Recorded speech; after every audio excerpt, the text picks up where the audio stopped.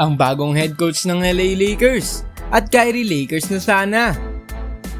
Well, ngayon ngang nasa off-season ng LA Lakers ay naghanap na sila ng bagong head coach.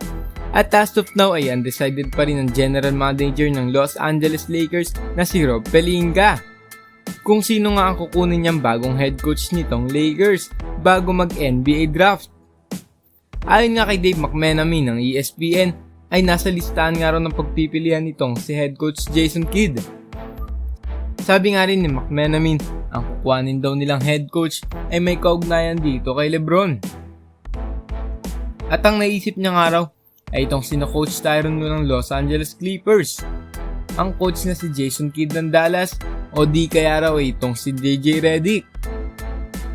Well, sa mga nabanggit nga dito ang pangalan ay mukhang si JJ Redick nga ang kukuhanin nila dahil sina Coach Tyronn Lue at Coach Jason Kidd ay mukhang malabo. Gawa nga ng itong si Coach Tyronn Lue ay mukhang i-extend ang kanyang kontrata. Habang ito namang si Coach Jason Kidd ay masaya sa Dallas.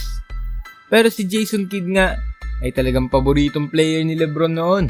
At may experience nga ito si LeBron kay Coach Jason Kidd dahil naging coach siya ng Lakers noong 2019 to 2021. Ano masasabi niyo rito mga idol? At dumako naman tayo dito kay Kyrie Irving. Tuwing off-season nga ay lagi nasasama itong si Kai sa mga trade at usapin. Pero posible ba talaga ang Kyrie Irving to Lakers? Well, sabi nga ni Kyrie na pag-isipan nga raw ang planong ito. Si LeBron nga raw ay talagang kanyang best friend. At alam nga raw ng lahat ang history nilang dalawa. Pero hindi lang daw talaga nangyari ang planong ito. At ito nga raw ay dahil sa mga general managers. Bago nga mapunta si Kyrie sa Dallas nitong nakarang off-season, ay inoperan nga ito ng Lakers. Pero hindi nga na-close at na-secure ang deal na ito sa hindi malamang rason. Si LeBron at Kyrie ay talagang napakagandang duo.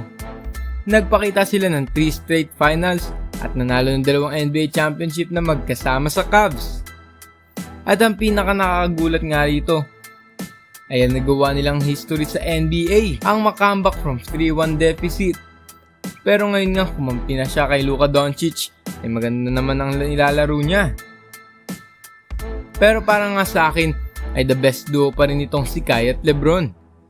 Ngunit napaisipan Lakers na sana kung si Kyrie na lang ang napunta sa kanila at hindi itong si D'Lo. Ano masasabi nyo rito mga idol? Comment down below at huwag kalimutan na mag-like and subscribe for more NBA news and updates. Maraming salamat and God bless po.